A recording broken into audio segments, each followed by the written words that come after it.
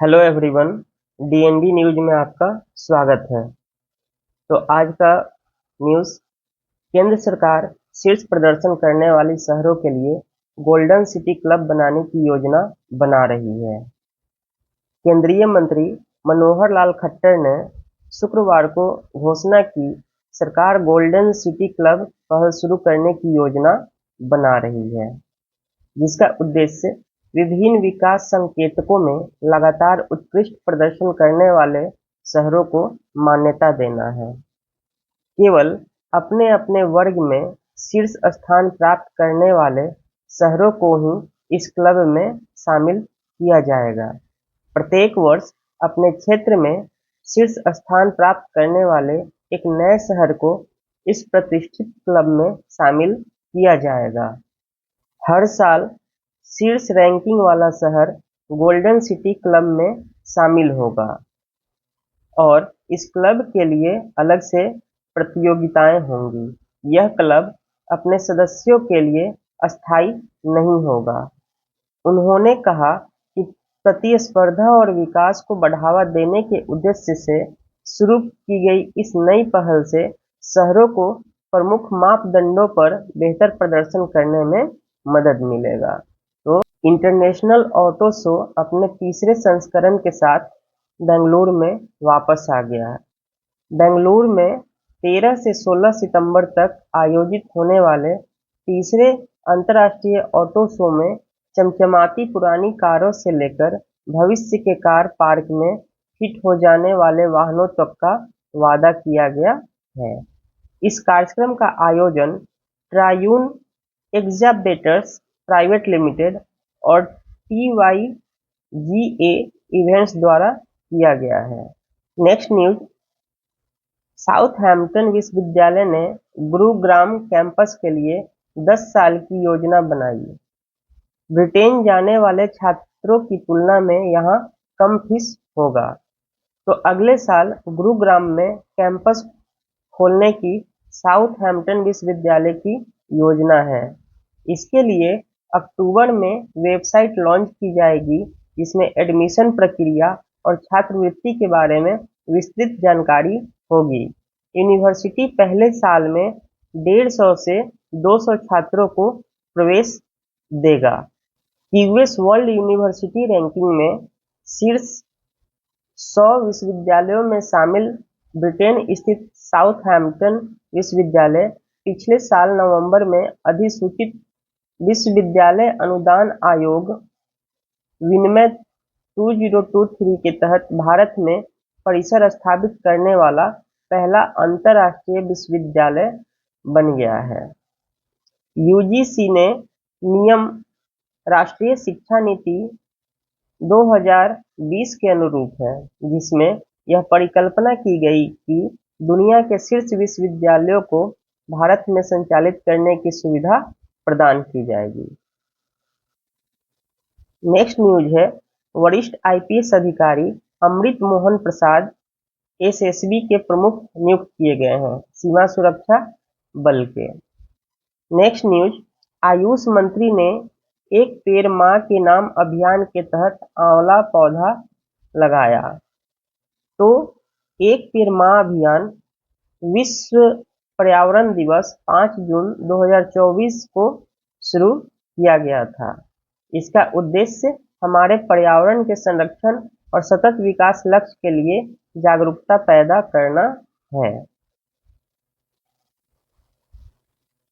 Next news, Haridwar भेल में पहली उन्नत सुपर रैपिड गन माउंट तोप का निर्माण पूरा हो गया। भारतीय नौसेना द्वारा भेल को दिए गए 38 उन्नत SRGM तोप के ऑर्डर के तहत यह पहला तोप उन्हें प्राप्त हुआ है। इसके बाद भेल 37 उन्नत तोपों की आपूर्ति करेगा। भेल और एरोस्पेस विभाग ने यहां अपनी पहली उन्नत सुपर रैपिड गन माउंट तोप का निर्माण पूरा किया। खराब मौसम के कारण शनिवार को गार्ड परिवर्तन समारोह नहीं हुआ। राष्ट्रपति भवन ने कहा कि खराब मौसम के कारण शनिवार को गार्ड परिवर्तन समारोह नहीं होगा। गार्ड परिवर्तन समारोह एक सैन्य परंपरा है जो हर सप्ताह आयोजित की जाती है ताकि राष्ट्रपति के अंगरक्षकों के एक नए समूह को कार्यभार संभालने का अवसर मिल सके। यह अडानी समूह को टाइम पत्रिका की 2024 की विश्व की सर्वश्रेष्ठ कंपनियों में जगह मिल गया है। अडानी समूह को टाइम की प्रतिष्ठित विश्व की सर्वश्रेष्ठ कंपनियों की 2024 सूची में शामिल किया गया है, जिसे एक प्रमुख वैश्विक उद्योग रैंकिंग और सांख्यिकी पोर्टल स्टेटिस्टा ने तैयार किया है। विश्व की सर्वश्रेष्ठ कंपनी की 2024 सूची 3 प्रमुख आयामों पर गहन विश्लेषण पर आधारित है। पहला, कर्मचारी संतुष्टि, दूसरा राजस्व वृद्धि, तीसरा स्थिरता। नेक्स्ट न्यूज, गुजरात वैश्विक अक्षय ऊर्जा निवेश बैठक और एक्सपो री इन्वेस्ट 2024 की मेजबानी करेगा। पीएम मोदी करेंगे उद्घाटन। प्रधानमंत्री नरेंद्र मोदी गुजरात में नवीन और नवीकरणीय ऊर्जा मंत्रालय द्वारा आयोजित चौथे reinvest global renewable energy meet and expo का उद्घाटन करेंगे। इस आयोजन में भागीदार देश ऑस्ट्रेलिया, डेनमार्क, जर्मनी और नॉर्वे हैं, जबकि भागीदार राज्यों में आंध्र प्रदेश, कर्नाटक, मध्य प्रदेश, महाराष्ट्र, राजस्थान, उत्तर प्रदेश और तेलंगाना शामिल हैं। अमेरिका, ब्रिटेन, बेल्जियम, यूरोपियन संघ, ओमान, यूएई, सिंगापुर और हांगकांग के उच्च स्तरीय प्रतिनिधि मंडल भी मौजूद रहेंगे। रीइन्वेस्ट ने नवीकरणीय ऊर्जा क्षेत्र में एक मजबूत विरासत का निर्माण किया है, जिसका उद्घाटन फरवरी 2015 में नई दिल्ली में हुआ था। इसके बाद अक्टूबर 2018 में दिल्ली एनसीआर में ही दूसरा और नवंबर 2020 में कोविड-19 के कारण तीसरा वर्चुअल आयोजन किया गया था। इस साल पहली बार री-इन्वेस्ट शिखर सम्मेलन दिल्ली के बाहर गुजरात में आयोजित किया जाएगा। यह कार्यक्रम 16 से 18 सितंबर 2024 तक गुजरात के गांधी नगर स्थित महात्मा मंदिर में आयोजित किया जाएगा। नेक्स्ट न्यूज, पीयूष गोयल ने व्यापार बोर्ड की तीसरी बैठक की अध्यक्षता की। केंद्रीय वाणिज्य मंत्री पीयूष गोयल ने शुक्रवार को मुंबई में पुनर्गठित व्यापार बोर्ड की तीसरी बैठक की अध्यक्षता की। इसका मुख्य चर्चा का विषय राज्यों में रोजगार को बढ़ावा देना और राज्य स्तरीय आर्थिक विकास को बढ़ावा देना था। व्यापार बोर्ड भारत के अंतर्राष्ट्रीय व्यापार के विकास को बढ़ावा देने के लिए सहयोग, चर्चा और नीतिगत सिफारिशों के लिए एक प्रमुख मंच के रूप में कार्य करता है। उद्योग मंत्रालय राज्य सरकारों, उद्योग हितधारकों और व्यापार संगठकों के प्रतिनिधियों को एक साथ लाकर यह सलाहकार निकाय एक संपन्न व्यापार पारिस्थितिकी तंत्र को आकार देने का प्रयास करता है। गोयल ने वाणिज्य विभाग के जन सुनवाई पोर्टल का शुभारंभ किया, जिसे हितधारकों और अधिकारियों के बीच संचार को सुव्यवस्थित करने तथा व्यापार और उद्योग से संबंधित मुद्दों के समाधान के लिए एक सीधा और पारदर्शी चैनल प्रदान करने में यह सक्षम होगा। पोर्टल की पहुंच वाणिज्य विभाग के अंतर्गत विभिन्न कार्यालयों और स्वायत्त निकायों तक फैली हुई है, जैसे डीजीआई, कॉफी बोर्ड, चाय board, masala board, rubber board, APEDA, MPEDA, ITPO और ईआईसीआई। साथ ही पीयूष गोयल ने ईसीजीसी के नए ऑनलाइन सेवा पोर्टल के साथ साथ एक संशोधित आंतरिक स्माइल ईआरपी प्रणाली का भी उद्घाटन किया, जिसका मुख्य उद्देश्य नवाचार, कागज रहित प्रसंस्करण और फेसलेस सेवा वितरण की दिशा में एक महत्वपूर्ण पहल है, जिससे निर्यातकों और बैंक दोनों को लाभ होगा। डीएफपीसी और एफसीआई ने वित्त वर्ष 2024-25 के लिए खाद्यान्न वितरण में दक्षता और जवाबदेहिता बढ़ाने के लिए समझौता ज्ञापन पर हस्ताक्षर किया। खाद्य और सार्वजनिक वितरण विभाग और भारतीय खाद्य निगम ने खाद्यान्न खरीद और वितरण की दक्षता और जवाबदेही में सुधार के लिए वित्तीय वर्ष 2024-25 के लिए एक समझौता ज्ञापन पर हस्ताक्षर किया। समझौता ज्ञापन में खाद्य सुरक्षा कार्यों में सार्वजनिक निधि के उपयोग को अनुकूलतम बनाने के लिए विशिष्ट प्रदर्शन मापदंडों और जवाबदेही उपायों का विवरण दिया गया है। इन मापदंडों में क्षमता उपयोग, परिचालन घाटे, सुरक्षा उपाय तथा डिपो प्रक्रियाओं के आधुनिकीकरण और स्वचालन जैसे मापदंडों पर एफसीआई डिपो का मूल्यांकन करना शामिल है। एफसीआई के बारे में जानें। खाद्य निगम अधिनियम 1964 के तहत 1965 में स्थापित किया गया था। इसका कार्य खाद्यान्नों की खरीद, भंडारण, परिवहन, वितरण और बिक्री के लिए जिम्मेदार है। खाद्य एवं सार्वजनिक वितरण विभाग के सार्वजनिक सेवा अधिदेश के आधार पर संचालित एफसीआई के पास कोई स्वतंत्र राजस्व स्रोत नहीं होता तथा इसका वित्त पोषण पूरी तरह भारत सरकार से प्राप्त खाद्य सब्सिडी द्वारा होता है।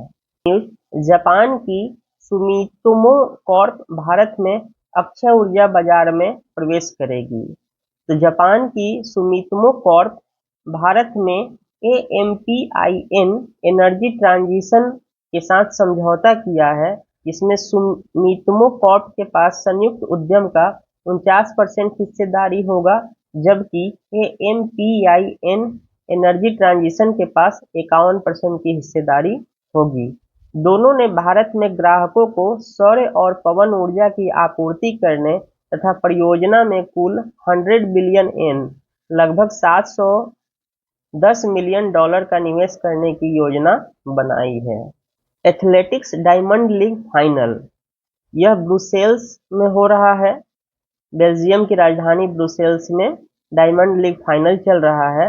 इसमें भारत के अविनाश सावले 3000 मीटर स्टीपल चेज में 9वें स्थान पर रहे हैं, जबकि इसमें प्रथम स्थान केन्याई खिलाड़ी को मिला है। उनका नाम अमोस सेरेमे है, जबकि द्वितीय स्थान एल बक्काली को मिला है, जो मोरक्को के हैं। एल बक्काली ओलंपिक गोल्ड मेडलिस्ट थे।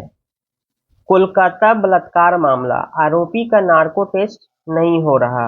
विरोध कर रहे डॉक्टरों ने राष्ट्रपति और प्रधानमंत्री को पत्र लिखा।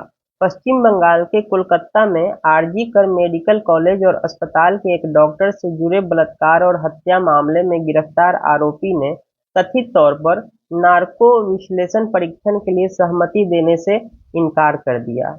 शहर की एक अदालत ने आरोपी द्वारा सहमति देने से इनकार करने के बाद इसकी अनुमति देने से इनकार कर दिया। कोलकाता की सियालदा अदालत ने आरोपी संजय रॉय के नार्को विश्लेषण परीक्षण के लिए केंद्रीय जांच ब्यूरो की प्रार्थना को खारिज कर दिया। सीबीआई अधिकारी ने कहा कि नार्को विश्लेषण परीक्षण के दौरान दवा सोडियम पेंटोथल को विषय के शरीर में इंजेक्ट किया जाता है, जो उसे सम्मोहन अवस्था में ले जाता है और उसकी कल्पना को बेअसर कर देता है। तो आपको यहाँ बताने का मुख्य उद्देश्य दवा के बारे में था वो है सोडियम पेंटोथल। क्वाड शिखर सम्मेलन का आयोजन 21 सितंबर को होगा। क्वाड में 4 देश ऑस्ट्रेलिया, भारत, जापान और अमेरिका शामिल हैं। भारत इस साल क्वाड की मेजबानी करने वाला था, लेकिन अब वह अगले साल शिखर सम्मेलन की मेजबानी करेगा। क्वाड नेतृत्व शिखर सम्मेलन बाइडेन की पहल है और वो अभी अमेरिका के राष्ट्रपति हैं और उनकी विदेश नीति से जुड़ी हुई प्रमुख परंपरा में से एक है। व्हाइट हाउस ने कहा कि राष्ट्रपति जोसेफ आर बाइडेन जूनियर शनिवार 21 सितंबर को डेलावेयर के वेलिंगटन में क्वाड नेताओं के चौथे शिखर सम्मेलन की मेजबानी करेंगे। इसमें राष्ट्रपति बाइडेन के अलावा ऑस्ट्रेलिया के प्रधानमंत्री एंथनी अल्बनीज, भारत के प्रधानमंत्री नरेंद्र मोदी और जापान के प्रधानमंत्री फुमियो किशिदा शामिल होंगे। पशुधन पर राष्ट्रीय सम्मेलन 20 सितंबर से गोवा में दुनिया भर से 400 एक्सपर्ट्स लेंगे हिस्सा। पशुधन उद्योग को और बेहतर बनाने को सोयल एफएमए ऑफ इंडिया क्लेफमा अपने 65वें राष्ट्रीय सम्मेलन और 57वें वार्षिक आम बैठक का आयोजन करने जा रही है, जिसे पशुधन उद्योग से जुड़े मुद्दों पर मंथन किया जाएगा। 20 से 21 सितंबर को नोटेल गोवा रिसोर्ट में होने वाले इस राष्ट्रीय सम्मेलन में पैनल के सदस्य अपने अपने विचार रखेंगे। सम्मेलन में दुनिया भर से करीब 400 एक्सपर्ट हिस्सा लेंगे, जो इस क्षेत्र को और अधिक उन्नत बनाने के विकल्प पर चर्चा करेंगे। इस उद्योग का सालाना टर्नओवर 12 लाख करोड़ है। यह साल दर साल कृषि से अधिक बढ़ रहा है। आज एक सबसे बड़ी चुनौती कच्चे माल की घटती आपूर्ति के साथ पशु आहार की उपलब्धता से है। इसीलिए प्राथमिक ध्यान चारा उत्पाद के लिए वैकल्पिक कच्चे माल की खोज पर रहेगा। इसके अतिरिक्त सम्मेलन का उद्देश्य किसानों और पशुधन उत्पादकों के लिए फार्म टू फोर्क दृष्टिकोण पर आधारित एक मंच विकसित करना है।